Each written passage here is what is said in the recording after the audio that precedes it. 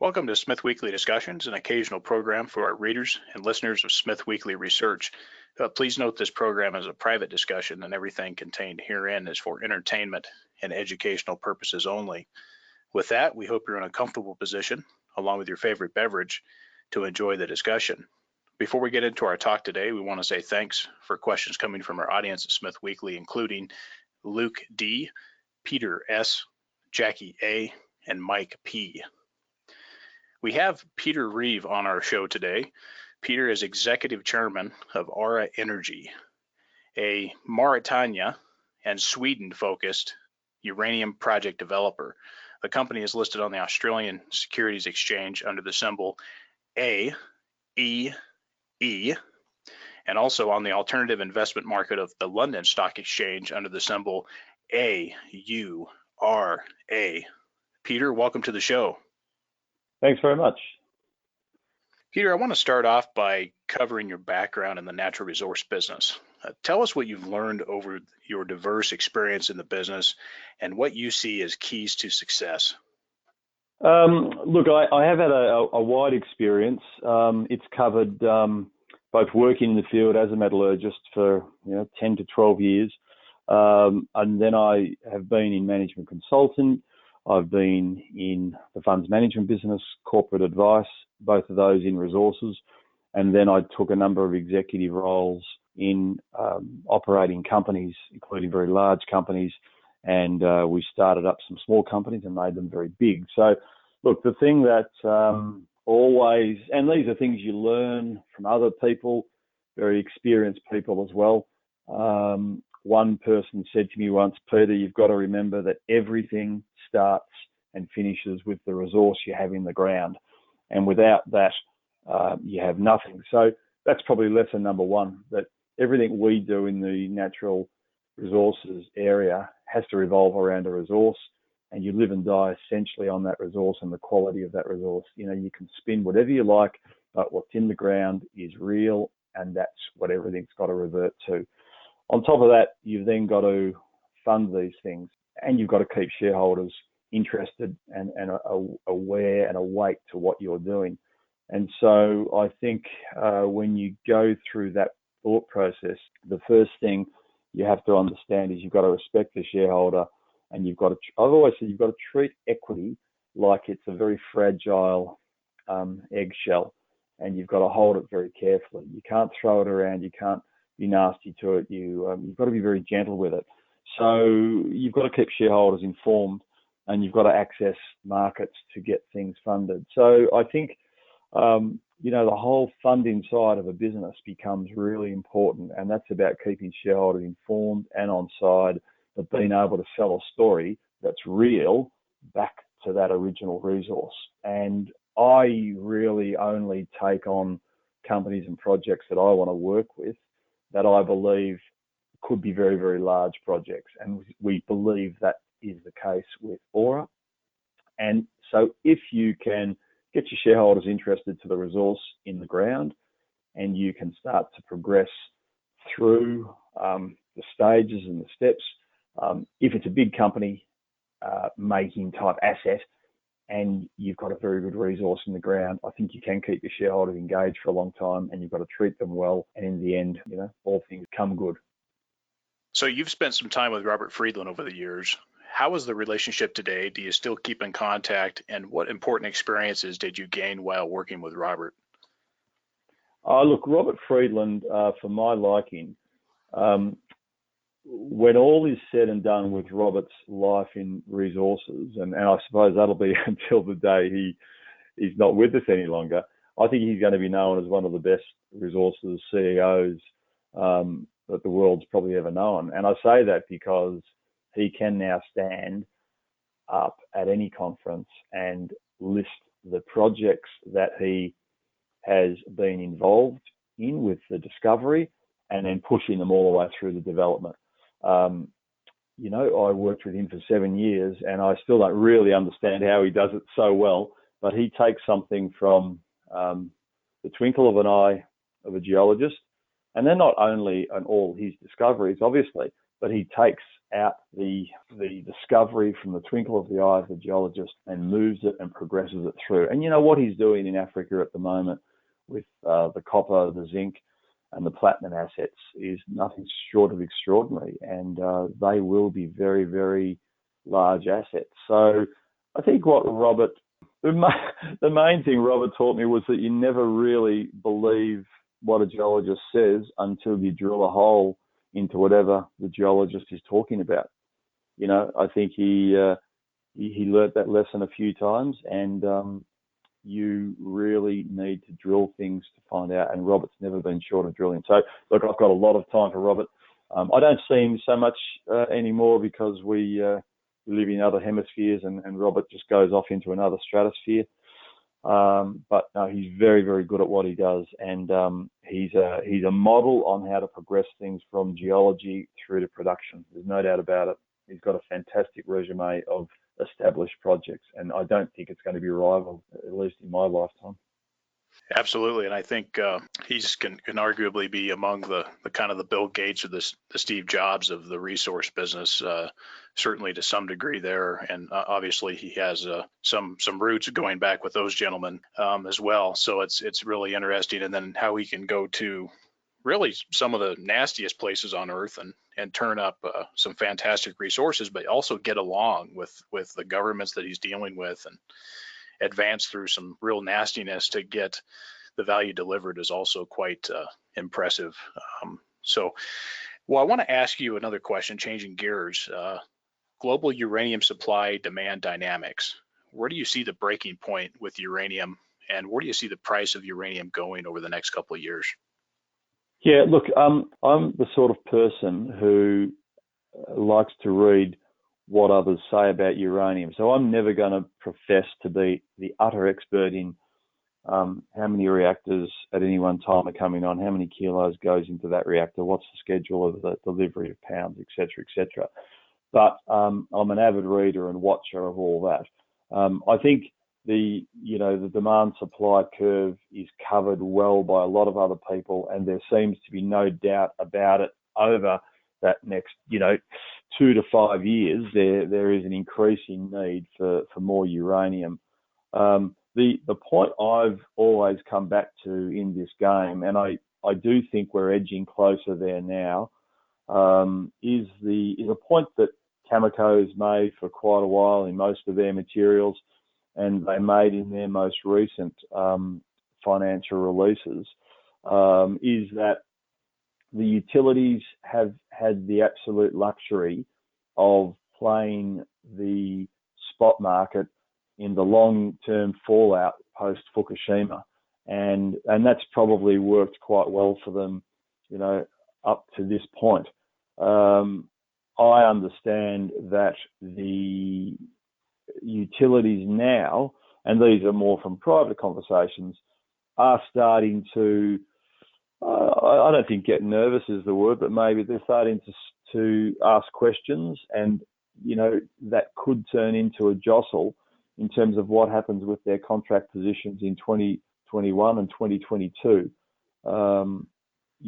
Private people I talk to who are deeply involved every day in the trading, seem to be indicating this.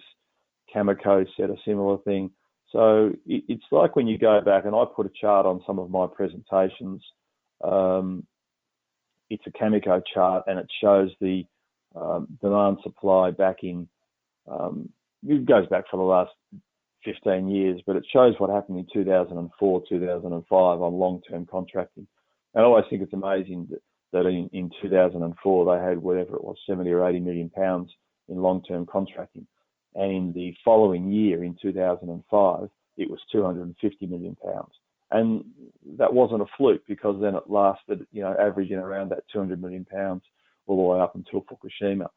So clearly what happened in 2004, 2005, and the resulting spike in the uranium price was that a number of utilities tried to charge through the buy uranium door all at once. And there was a logjam. And so we know what happens in equities or in commodities or in buying and selling fish and vegetables at the market. When somebody wants something, price goes up, everybody starts screaming, and it's hard to get it. So I'm a believer that that's going to drive the price, and I do get the sense, if we are talking 2021, 2022 being the years that are starting to focus the utilities mind, that we're not far off some changes in the spot price. I think the recent fall we've had is annoying, and it was forecast by a couple of people I spoke to. They didn't expect it to be as deep as getting into the 24s, but a number of those expected we could see some movement coming in the middle of the year to the back half of this year. So yeah, the 6 months from June 30 through might be a bit more interesting. But I know we've all said that before, and we've all been hurt and burnt by what's happened with uranium price. But I do believe that the contracting by utilities will drive it sooner than later. Sure, and yeah, I think we're getting there, and every day is a day closer to when things really start to show up, and the cracks in what's going on and the supply demand dynamics will start to show up. Yep. If not, we're already getting closer to that really breaking point. Well, I want to switch over to the other kind of major mineral that R is dealing with. What are your thoughts on vanadium, given what we've seen on the price side? Can the vanadium price stay where it remains attractive for these projects, or are we kind of headed back down to the kind of the sub $10 a pound range? Every now and again, you see a real structural change in a commodity, and again, we can all say that it's a structural change, and then something comes in and it's not a structural change in the end. But you do feel that what happened in China with, there are definitely changing standards in China. I just spent 5 weeks up in Guangzhou, and the air was very clean. Industry very close to residential areas was shut down. People are moving from, let's call it the third and second world of acceptance of standards to first world of standards. The middle class are very sophisticated. They have an expectation of everything being nice. And I suppose then you start to see standards, so in pollution, standards in construction, standards in building, all starting to move positively. Concrete cancer, and you see the Italian bridge collapse 6 months ago or whatever it was, and you see China saying, no, we've got to increase the strength and corrosion resistance of our steels. And so that doubling through all those 2 or 3 categories of steel for vanadium, I think is significant. And I think what's also significant is it's not highly enforced yet, and there has been word about it being enforced. So I think that is as good a serious long-term structural change as we will ever get.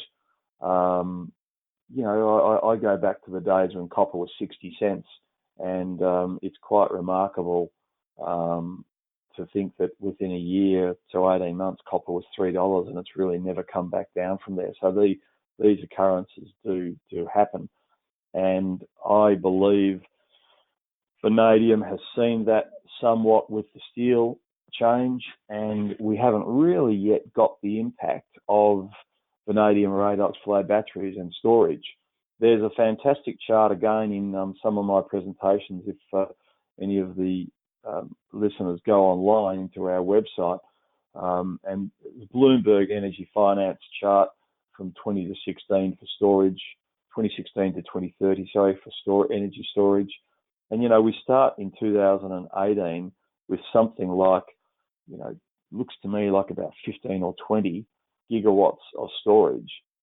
And the suggestion is that by 2030, we could be up to 300 gigawatts of storage. Now, that's obviously an extraordinary increase. And I say to people, even if that chart is half wrong, or frankly, even if it's 2/3 wrong, that storage increase is quite amazing. And I think vanadium will be a part of that. I think vanadium is very different to lithium, or I should say vanadium redox flow batteries is very different to lithium batteries.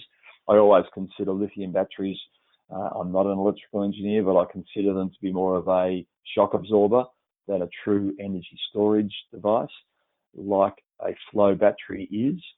And so I do believe there's a big future for vanadium. I liken a lithium battery. I look at it, what's on the cars and what's on the highways and the freeways and the roads. So lithium batteries are the retail zippy things, the cars, and the vanadium redox flow batteries are the trucks. It's not about whether one's right and one's not. It's about the fact that we need both to make it function. So long-term energy storage is necessary to make the renewable push real. And if we don't get the renewable push backed up by storage, then I think renewables runs out of puff. And that's not bad for Aura, because then we'll come back to getting more nuclear installed, so that we've got good baseload, low emissions energy from there. So look, we are playing two sides of the coin, but clearly going forward, I see the future that we need good, strong baseload, because you need a baseload of a system, and then you need whatever else you can get. Renewables is not going away, and we welcome that, but we don't think renewables will push us far into the market unless there's a proper energy storage. And I think lithium helps, but I don't think it's the final answer. But I think long-term storage, where you can hold the power for a long period of time, is what a flow battery offers, and that's where vanadium comes into play. And so in that sense, I don't think we've really seen the push in the vanadium. We saw some speculation, clearly, but we haven't seen the push of real vanadium demand on the price from redox flow batteries. So in summary, structural changes come based on the steel. I think that's very solid, and I think it's here to stay, and that could even be enhanced with a bit of enforcement in the Chinese world. And then secondly, when we really do start seeing the redox flow batteries take off, then I think vanadium can have another run. But look, we're pretty comfortable with our project at the current price, but anything more would be good. So if you had to pick one, looking at the current situation for uranium and then also for vanadium, where would you hang your hat? Tough question. It's like asking which is your favourite child. I think that it's hard to choose. Look, I think we're called Aura Energy because of the fact that we are involved in energy. I think the world has got it wrong on nuclear, the West mainly, and that we're all a bit frightened of it. So I really like uranium. That said, there's probably more tangible supply in uranium. So if I was to hang my hat on anything, and I could be assured that the vanadium redox flow battery was going to be a serious player in the market, I'd hang it on vanadium. Okay, and let me ask you this, Peter. I want to get your thoughts on Section 232 petition in the United States. What do you see happening there, and what impacts do you think it'll have on the global uranium market? It's very complicated, isn't it? And it's probably slightly unfair to ask an Australian, but look, I think it's very hard to walk away from the thought that there would have to be ultimately a two-tier market globally for uranium, one inside the tent and one on the outside of the tent. And the two tiers of pricing that would come is complicated by the fact that the US can't supply all of the uranium that it requires to its own utilities. So it'll take some settling down, but initially in the two-tiered market, say in phase one, I suppose I view that the price of uranium inside the US tent would be higher, and the shock would be the rest of the market shut out of the US, and therefore the external price being lower. And I don't know if phase one lasts for a day or a month or a year. You'd have to ask the market experts on that.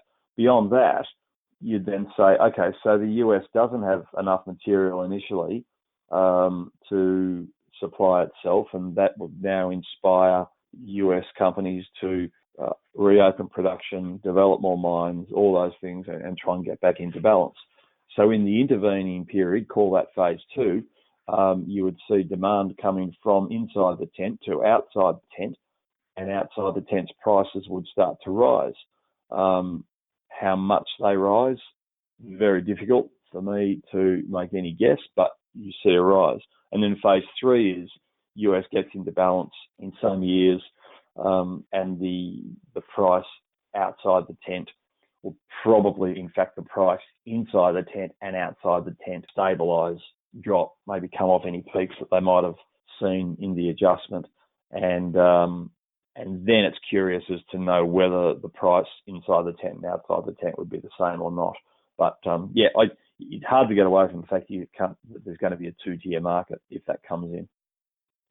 Yeah, I think it'll be interesting. We ask that question a lot to a lot of the guests, and it's just interesting to get the different perspectives as we get closer and closer to that report finally being made public, so people can take a look at what the decision is from the president there in the United States.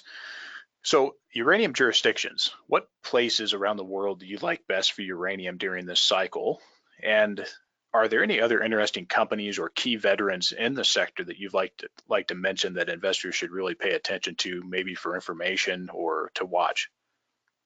Aura initially has been put together with a group of people out of the original, what was called Shell Billiton here in Australia and globally. So it was the Shell Minerals arm. So we have really very good technical people, and we sort of pride ourselves on that. So we made 2 discoveries in uranium in Mauritania, as you mentioned, and also initially up in Sweden, which is now our vanadium project.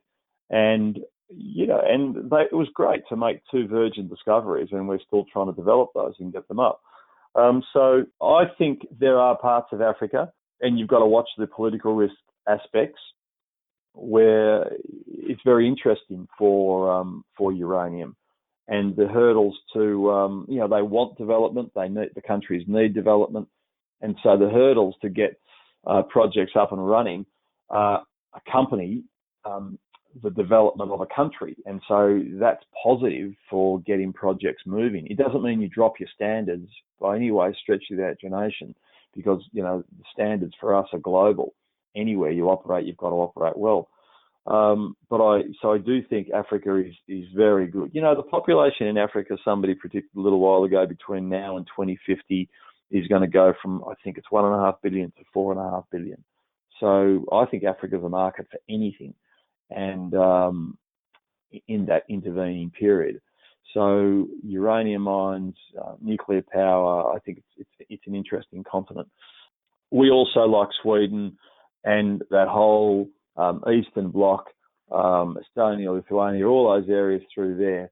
That whole band where the shales exist, I think, is interesting. And that's our perspective. We aren't going to go into another country. We're not going to come to North America in Saskatchewan and start to compete with the people that are already doing it there. So from Aura's point of view, we are Europe to Eastern Europe and Africa. Look, as far as people in the uranium sector go who think we should watch, there isn't a particular person. I think a number of them have now rolled over and turned over. I personally think we should all keep a very good watch, in every quarter and financial we should read what Cameco are saying in the market, because they're so influential and they're very good at what they do. So I think as far as information goes, everybody should keep on watching what they do. As weird as that might sound to some people, or a junior mining company saying that. I also think that people need to really have a plug into the traders in the market. It's a weird, small, illiquid market, and you see something happen on the price and you make an assumption that it could be X, but in fact it's M. And then you ring the trader or the people in that aspect of the market, and these are people who are trading contracts daily, and there's a completely different reason. I always find the perspective in the market of what we think it is versus what a trader tells me is really happening in the back box to have a lot of scope, a lot of breadth. And so, I think that's an important thing for people to understand. What is actually going on in the trading market? How much was traded to make that price fall or rise $5? I think they're important things. People have got to keep on touch of that. So, but apart from that, no, there's nobody else I would suggest. So let's talk Aura Energy for a moment. Let's get into everything there. We'll start with the company structure and so forth. So right now there's a market cap coming in about 12 million Australian dollars, if my math is correct. What do you attribute the current share price decline to? Is it company or larger market sentiment driven at this point? Look, I mean, I would. So we've put a few releases out on this lately. There's a combination of a few things. Look, I think it's difficult to ascertain what the fall of a uranium price of $5 did to us more recently, but primarily we had conducted a placement in February, and the placement, as we reported to the market, we had an expectation that we would get a certain level of funding, and that didn't quite get achieved. And also we had some investors withdraw from that placement very unexpectedly, and that put us in quite a tight position. Market then, and mainly retail market, make wild suggestions on all of the blogs and said that we're going to do a very low equity raising, etc., etc. And we didn't. We went and sought some finance out of New York with a group who we've had a very good and long-term relationship with. That's one of the more mezzanine type convertible note products. There was even some speculation that that's bad for the company, and that's never been the case with that company. In fact, the last time we did a product with the company, they were a 10% shareholder in us for 3 to 4 years without selling a share. So I've said to a number of people that right now our business is in the best shape it's ever been in, and I can explain this further later if you like. And we've got the lowest share price, and that happens.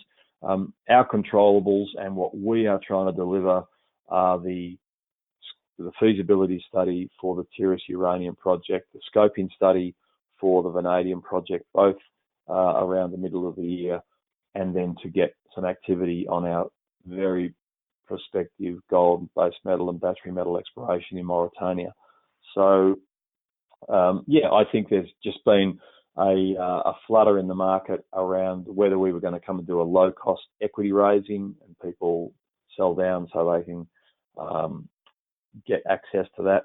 And the other thing I would say, and sorry, I was remiss to not mention, during the course of the metallurgical study, we had a really unusual response in a clay earlier in the year, and we had to go back and check that. Our guys internally did a fantastic job, sorted out the problem, and we've now run that, like any changes in the process of the capital through the system in the DFS. That delayed the DFS by another few months, and so we have had a number of delays. But frankly, we're comfortable with the delay. I know the market doesn't like it, because at least we found this quite technical issue and we've solved it during the test phase and the study phase, not in the operating phase where it would have been a lot more expensive. So whilst it's been a little painful, it's very positive because we are now fully aware of what it is, and it changes some of our equipment, and it definitely changes some of our operating practice. So that was the other thing. Those delays have probably annoyed some people. That said, with a $25 uranium price, we don't want to rush to decision on the project anyway. So a little bit more time, and in that period we were a bit short of money, therefore, because of the delays and what have you. So maybe that was our perfect storm. But the share price fall in no way signals anything internally in the company going on with the projects. Like I say, we believe projects. All the projects are in the best position they've ever been in right this moment. So let's talk company structure for a moment. Can you give us the shares out, and then also can you highlight some of the key ownership of those shares that you'd like to mention? The shares out at the moment are around about 1.1 billion, maybe a little more. And largest shareholder is a group called ASEAN Deep Value Fund. They've actually just put out a new substantial just this morning, and they've bought another 20 million shares, given where the price is.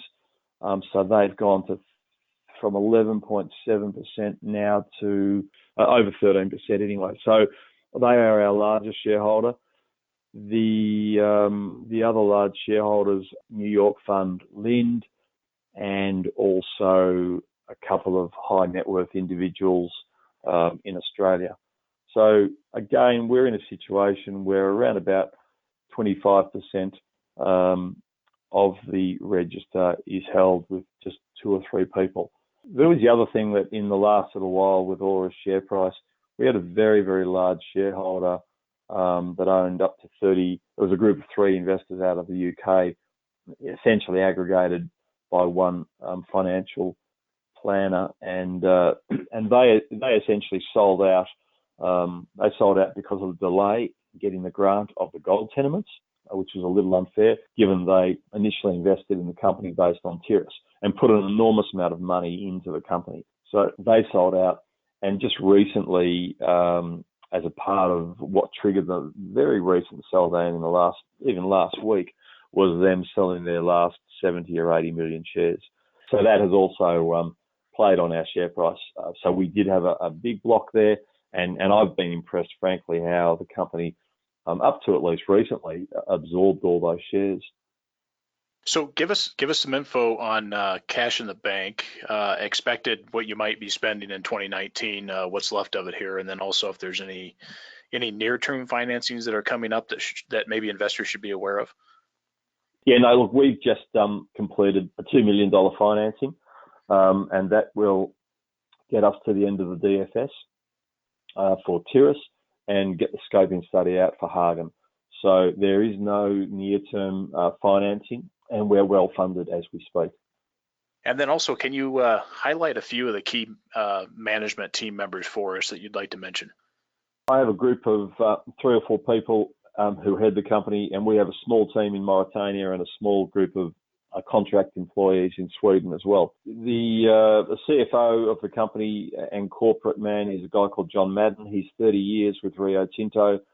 He's very experienced. He's an excellent finance person and a deep corporate thinker and a very hard worker. He's worked with the upper echelons of Rio Tinto for many, many years. My principal geologist is a guy called Neil Clifford. I would argue he's one of Australia's best geologists, but he's very understated and very modest. He found 20 million ounces of gold in Australia. He was associated with the discovery of the Tiris uranium mine as well. So he's a first-class geologist. And then I have the younger member of our team, 37, 38, is Dr. Will Goodall, and he's a metallurgist. Again, very experienced.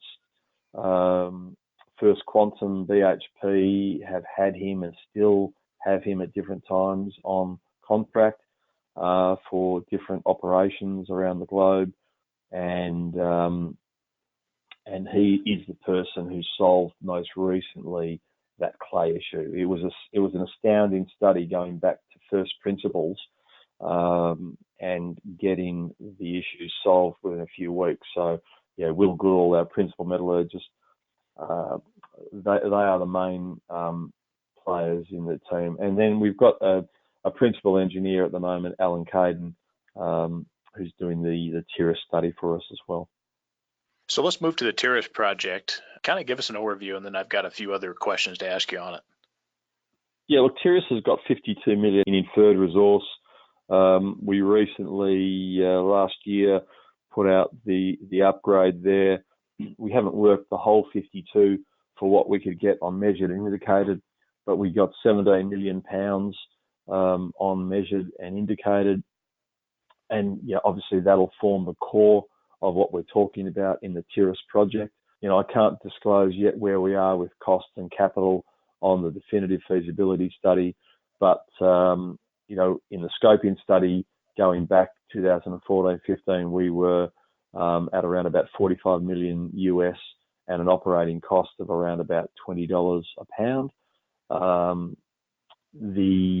Obviously, you could imagine there would have been escalation in that time on the capital. And what I will say is where we're seeing the study and the capital and operating go at the moment is that it's in pretty good shape relative to the scoping study. I think, you've always got to assume numbers are slightly higher, both capital and operating, when you go in and do more detailed study. And that's not going to be different for us here, but not exceedingly so, and in a band of acceptability, with a great deal more certainty. Obviously, we expecting to finish the DFS around July this year, and that's something we released in the last few weeks as a part of the market update when we did the financing. We are engaged with a group out of London who are looking at export credit agency finance, which is where a sovereign nation essentially lends development capital, and in return for that loan, the company receiving those loans engages with their industry to buy the majority of the project equipment from that country. It's a very efficient and modest price financing. So we're in that process, and we hope to get some indications of that in the sort of like the August period. Once we get the financing in place and we can push the button on the project, because Tiris is a small footprint project and really relative to a lot of other peers, low capex, we can get this project, we believe, built within a year. And so, we're saying production in late 2020 to 2021, I suppose, is a range you'd have to put in there. Okay, and on the financing side, give us a little bit more info if you can. Can you share with us what the expected mix is? Is it going to be all debt for the project finance, or is there going to be some equity involved, royalty, any offtake, or otherwise being considered? Yeah, you can get up to 85% coverage from export credit agency finance. I would think that's going to be probably too high for, say, Mauritania. So I think it's going to be in the range of the 70 to 80% debt coverage and the rest in equity. And we signed an offtake late last year to early this year, which we've been talking about for some time. And we covered about 800,000 pounds at an average price of $44 a pound over the scheduled period. And really, in fixed pricing, we were really careful not to give away too much in any one year. So it varies between 15 and 30% of any of that contract production is at fixed price. So we've still got a lot of upside to any spikes in the uranium price. So it was important to do that. And that offtake is important to the export credit agencies when they come looking at the finance. So with that Curzon arrangement, to clarify, the deal with them provides no upfront capital for construction, and the deal is essentially to buy product once it is produced and ready to ship. Is that correct? That is correct. Yeah, that sounds good, and I certainly wanted to highlight the fact that was in place with Aura, because I know some of our audience probably that are listening is probably not familiar with some of the past events that happened with the company, and so I wanted to make sure that Sure. was covered. So just to reiterate, the Sure. really important point there is we do retain a significant exposure to the uranium price upside, even with those forward contracts in place. Can you give us any highlight or any ballpark, I guess would be a better word, for really where the all-in costs are going to land? I mean, the deal seemed to come around with an average price of around 44. Would you say the all-in costs are obviously doing better than that? Oh, absolutely, and by some margin. But I won't go much further than to say that. But that was obviously an important point for us. I mean, if we've got cash costs in the scoping study of $19.40, that's going back. That's the old figure. Now we're putting the new figure out. I've indicated that it's going to be somewhat higher than that, but not aggressively so. We always thought that our all-in cost versus the 1940 was around the 26, 27 mark. So you can start to get some feeling for where we will be versus whatever new number we put out. But no, we've got a good margin between that average. Okay, and on the project advancement, as far as construction and so forth, now with uranium where it is today, do you see the project developed and commissioned by the end of 2020, irrespective of the uranium price? And if not, at what uranium price will you really pull the trigger on that construction decision? It's a good question. And I actually was saying to a shareholder just in the last week or so, July's a new universe. And let's see where we are in the middle of the year. And we can never, we've got a lot of decisions like your 232, like what I was talking about, whether the utilities are going to make moves sooner than later. To be quite honest, I'm going to keep a very open mind, and I don't know what July and August is going to look like. But circling back around, I suppose with the price holding quite firmly and nicely for a good period of time at $28 and $29 a pound, I was always believing that the next time, I don't think the equity markets and the people inside the club, the uranium club, have always thought, no, uranium price go up, this is real. But I think people just outside the club who like resources but are agnostic uranium, let's say, were sitting there not yet convinced that a $28 or $29 price signaled that the uranium sector was now officially on fire.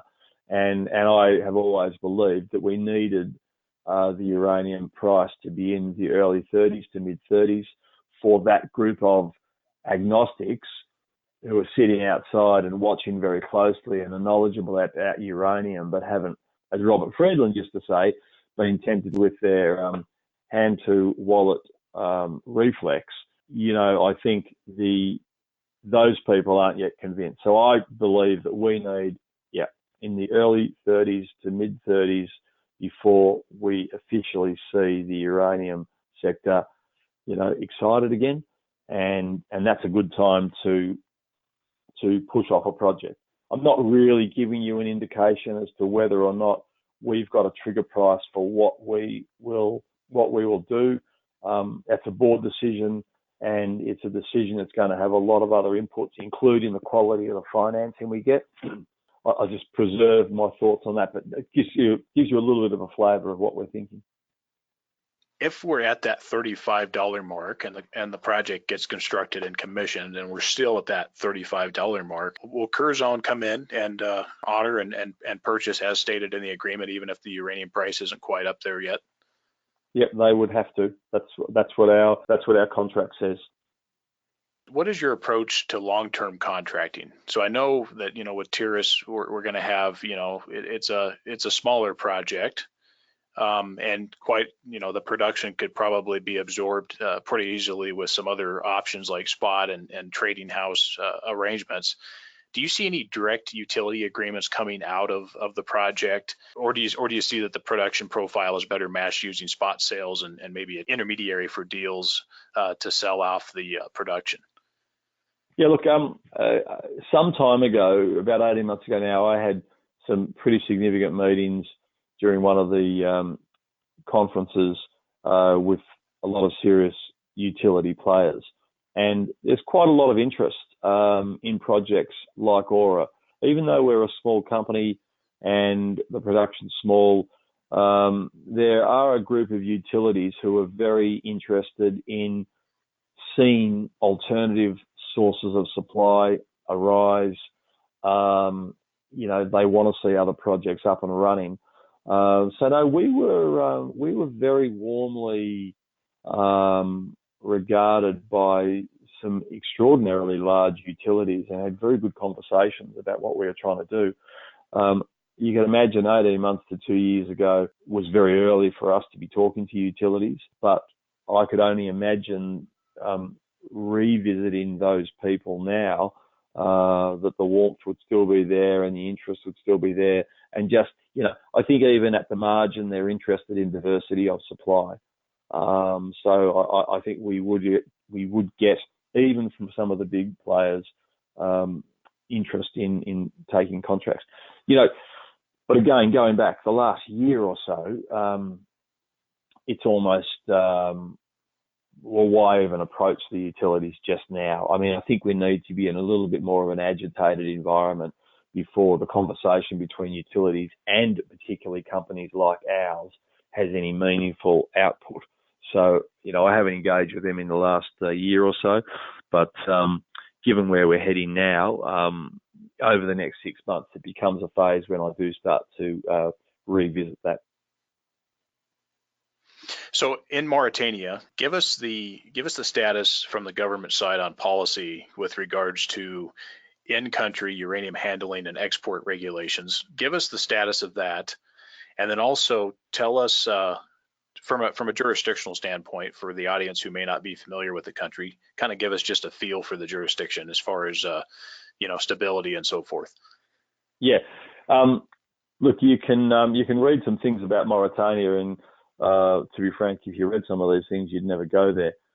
We've been there now for 10 years. We've never had an incident. We've never used any form of armed guards anywhere in the country, and that includes going all the way out into the Sahara Desert where our project is. We keep in touch with the authorities, but yeah, we've never had any incidents. I also know the executive of Glencore, who were developing the ASCAF iron ore project there for $1 billion. And they were the same. They had been there. He was an Australian guy, in fact, had been there for 8 years and had never had an incident and never used armed guards as well. So, it's a really safe country from our point of view to operate. People forget that it was a French republic, or a French colony, I should say, and that there is an enormous embassy there of the French. The French government's still deeply involved in Mauritania. Quite some thousands of school kids go into the French embassy on a daily basis for education. So, that brings a level of stability to the country as well. The US government only recently completed a $300 million build of an embassy as well. The US government considers it a beachhead on the west coast of Africa. So again, as we know, once the US builds an embassy for $300 million, it's going to take hell and high water to get them out of there. So they're not going anywhere. There's been joint security exercises, the Sahel 5, where they work up in those desert areas. But very much, we've never had an issue there. We find the government good to work with. Like it's Africa, there's always cultural differences and differences in how government versus companies expect contracts to be executed. For example, we didn't get these gold tenements granted for 3 years. It was very frustrating to us, and there were reasons inside the government why it took time. We've now had them granted, and it's a frustration we lived with, because we had to say, well, that's Africa, and so there's still those differences that occur. But it's the growth in the country is extraordinary. The stability is very strong, and we have not had any issues that would see us impede the project. So that's been the positive for us. On the uranium regulation, it's still somewhat in its infancy, but we are working together with they have a radiation authority. It's mainly around the medical side of radiation, but they have, knowing we're coming, been very much involved in what we've done. We did a really extensive ESIA. The government congratulated us and said it's the best ESIA, environmental social impact assessment, that they'd ever seen. And that laid out very clearly all of the standards for transport, for handling, for safety, for uranium. So it's a learning path between both of us. Right, and I think it's just simple. Probably a good starting point would just be simply a cut and paste copy of some of the main, maybe for Africa, maybe Nigeria or Namibia for exportation of uranium and handling and so forth, right. And really just hand them a copy and say, hey, here's 2 to 3 copies of different exporting nations. We'd like you to implement some form of this and go from there. You don't have to reinvent the wheel, of course. If you want to build a bridge, just jump on Google and go to some of the departments of transportation in the United States or Australia, and I think you can find a number of publicly available drawings and specifications. Yeah, that's right. No, exactly. I want to move over to Häggån for a moment in Sweden. Give us an overview of this one, and then I've got also a couple more questions on that. Yeah, look, Häggån has been a polymetallic project for a long period of time, and we studied the vanadium previously in other scoping studies, which related more to uranium, and now with the vanadium price having risen so well, we've dusted off and we've cut the resource with respect to vanadium. What we have there is 15 billion pounds of vanadium. That's the global number that obviously everybody's got to talk about when they talk about their vanadium project. For me, it's not as meaningful, that number, but what is meaningful is when we recut our resource on vanadium cutoffs, we ended up with a high grade zone, which is around 90 million tonnes of 0.42% V2O5, and that is within 20 metres of surface and not deeper than 100 metres. That was a very good find for us because it's very contained, and again, if people go into the presentations, you can see some very nice images, both of the cross section and in plan of that. Of the 90 million tonnes, there's a 49 million tonne contiguous zone of that high grade material, and there's around about 430 million pounds in that. And that would equate to around about 15 to 20 years of mine life if we were producing 5% of the current vanadium market. The project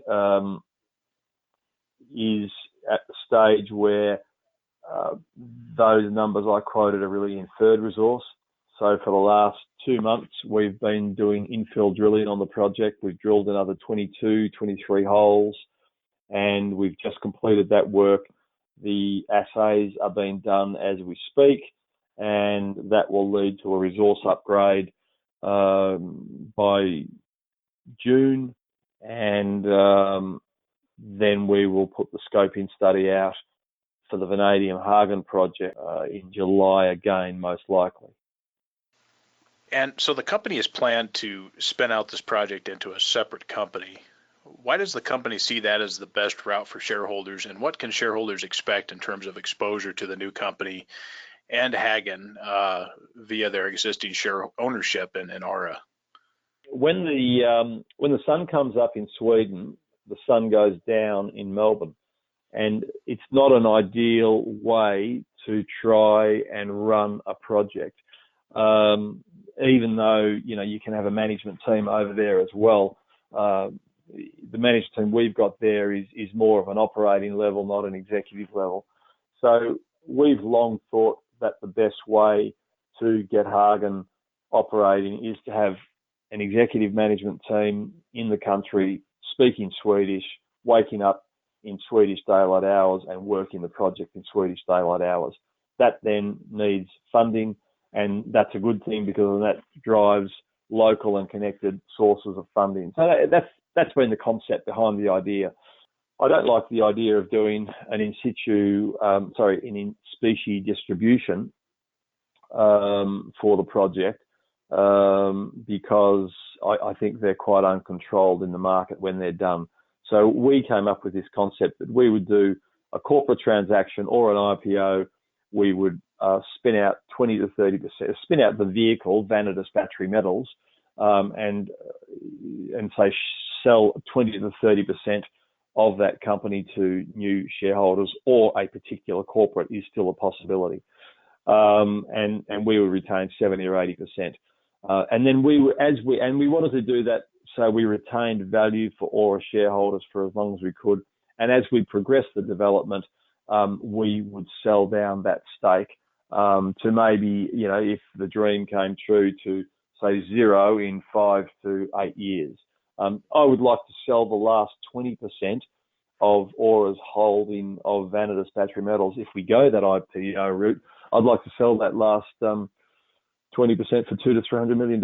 And I quite seriously believe that this project could be that big. It's a very, very valuable project, and we've got a lot of belief in it. So the spin out, in essence, activates the project and activates a work program in Sweden, and then it also allows for the real value of Häggån to be separately recognised and then attributed directly into the Aura share price. And so that's about it in a nutshell. We think it's good value for shareholders, because if we come out and Häggån's worth $20 or $30 million initially in an IPO, then that's obviously going to reflect into the Aura share price. Okay, and on that too, just a little bit, the uranium component of that project, if uranium prices start to rise, and we get, just going back to the same example, up to the $35 mark on uranium, when does uranium really start to take over at that project? Look, listeners may not be aware, the Swedish government has banned uranium mining in the last 12 to 18 months. So under the current legislation, that's not possible. So this is now a vanadium and polymetallic project only, not uranium. Okay, and tell us about the permitting there. Yeah, look, the permits, the whole permitting process is very transparent and very clear in Sweden. You clearly have to work with the community a lot there and get them to understand the project. But the actual steps in what you do with respect to the mines department and the government are very, very clear, and they're fairly standard to what we would expect in any other country. With respect to recovering byproduct uranium, that is permitted. The rule in the legislation essentially said that you cannot sell the uranium for its fish oil purposes. So we would be taking out, because the quantities in the Häggån vanadium project are so much smaller than what they would have been in the uranium project. We are only recovering a small quantity of uranium, and we would be complexing that up into gypsum or some other product and just storing it. So that will be okay. You mentioned community for just a moment. How is the sentiment there towards mining in general, and what do you see being needed to be done on that front to kind of get the local community support for the project? What's going on there, and how is the local community at the project? Yeah, look, it's always a process you've got to go through. The community is a rural farming community, and they have a big jobs need in the area. So there is support from various groups who want to see industry and want to see the project go ahead. There's clearly other groups that don't like mining, but that's the same the world over, and we've got to deal with them. Aura is progressing twofold on this project. We want to develop the Häggån vanadium mine and that project, but we also in the region are looking to establish a battery manufacturing facility most likely components of a vanadium redox flow battery. And that's an important sort of add-on to this project from our point of view. We think there's not many mines that naturally lend themselves to a vertical integration into a downstream product, but we think a vanadium redox flow battery out of a mine is quite a possibility given what we're seeing in South Africa with the players down there. We're in talks with some battery manufacturers, some very interesting companies, and so, you know, Sweden is very, very focused on a green future and very focused, because of that green future, on metals that support the green future and manufacturing that supports the green future. So whilst we are putting a mine in place, we're also helping them establish the green credentials for green metals going forward. So, you know, yes, you get some anti-mining sentiment, but there's a very strong government agenda to go green metals and electrification and storage, and we play a role in that. So we've still got some work to do, but I think our proposition, in a broad sense, covering both a mine and a battery manufacturing facility and an establishment in the region, means that we are going to be accepted in a different way to if we were just a mine on its own. So yeah, there's a lot of work to do to get everything done, but we're positive that given Sweden's broader agenda, we fit in very well to that. And you're finding that with a number of other companies up there who have now got battery type metals. Yeah, it's interesting angle to it, and with the manufacturing component part. So what are the plans up there on the project for 2019 and 2020? What do you see being completed as far as maybe the spin out and some of the other work on site? Yeah, it's an interesting location, and so obviously it gets cold there in winter. The water table in the area where our project is quite high, so it's quite difficult to drill in the summer. So yeah, in the coldest period of the time, that's when we do all our drilling. So we've just finished, as I said, a good drilling program over a couple of months of 22, 23 holes. Really, the work now is going to be in-house with assays and the upgrade of the resource. So we're trying to upgrade that 49 million tonne high-grade zone to a measured and indicated, and that allows us to release our scoping study.